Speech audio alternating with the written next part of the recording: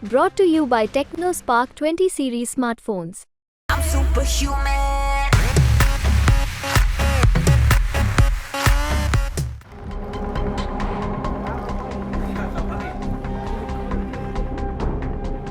Iran की ओर से किए गए हमले के बाद इजराइल भड़क गया है। इजरायली सैन्य प्रमुख ने कड़े लहजे में ये वार्निंग दी है कि ईरानी मिसाइल हमले का जवाब दिया जाएगा।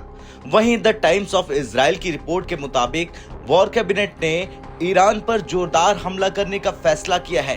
वॉर कैबिनेट ने मिसाइल और ड्रोन हमले के लिए ईरान के खिलाफ स्पष्ट रूप से और जवाबी जोरदार कार्रवाई करने का निर्णय ले लिया है। इसका उद्देश्य ये संदेश देना है कि इजराइल अपने खिलाफ इतने बड़े हमले पर बिना प्रतिक्रिया दिए चुप नहीं बैठेगा। रिपोर्ट में आगे कहा गया है कि जवाबी कार्रवाई इस उद्देश्य के तहत की जाएगी कि इजराइल अपने खिलाफ इतने बड़े हमले पर चुप नहीं बैठेगा। इजराइल के एक्शन इस लिहाज से किया जाएगा कि इजराइल ईरानियों को ऐसे हालात पैदा करने की अनुमति नहीं देगा जो ईरान ने हाल के दिनों में हालात बना दिए हैं। इजराइल की ओर से ये जवाब ईरान की उस वार्निंग के संदर्भ में है जिसमें यह कहा गया है कि ईरान के अंतर्राष्ट्रीय राजनयिक परिसरों सहित ईरानी क्षेत्र पर भविष्य में अगर इजराइल किसी तरह का हमला करता है तो उसका जवाब फिर से इजराइल पर हमलों से दिया जाएगा। वहीं नेतन्याहू ने कहा कि मैं अपने सभी अंतर्राष्ट्रीय साझेदारों को धन्यवाद देना चाहता हूं जो ईरान की आक्रामकता के सामने खड़े हुए हैं। ईरान के हमले ने मध्य पूर्व में सहयोग के नए अवसर पैदा कर दिए हैं। आईडीएफ ने कहा कि हम स्थिति की बारीकी से जांच कर रहे हैं। ईरान को अपने किए गए परिणाम को भुगतना पड़ेगा। हम जवाबी कार्रवाई जरूरी करेंगे।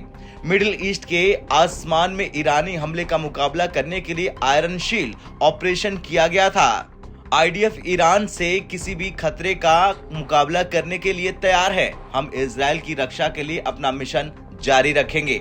IDF chief of general staff Herzi Halevi ने नेवातिम एयरबेस के कमांडिंग ऑफिसर ब्रिगेडियर जनरल योटम सिगलर के साथ एयरबेस का दौरा किया। यात्रा के दौरान जनरल स्टाफ के प्रमुख ने एयर क्रू और स्क्वाड्रन के कमांडरों के साथ चर्चा की जिन्होंने ऑपरेशन आयरन शील्ड के तहत इजराइल के खिलाफ ईरानी हमले को विफल करने और रोकने में भाग लिया था। वहीं इजरायली प्रधानमंत्री ऑफिस की ओर से भी बड़ा बयान आया जिसमें कहा गया कि अमेरिकी कांग्रेस में रिपब्लिकन नेता कांग्रेसी स्टीव स्कैलिस ने पीएम बेंजामिन नेतन्याहू को फोन किया है और ईरानी हमले को लेकर इजराइल के किसी भी निर्णय के लिए अपना समर्थन व्यक्त किया है।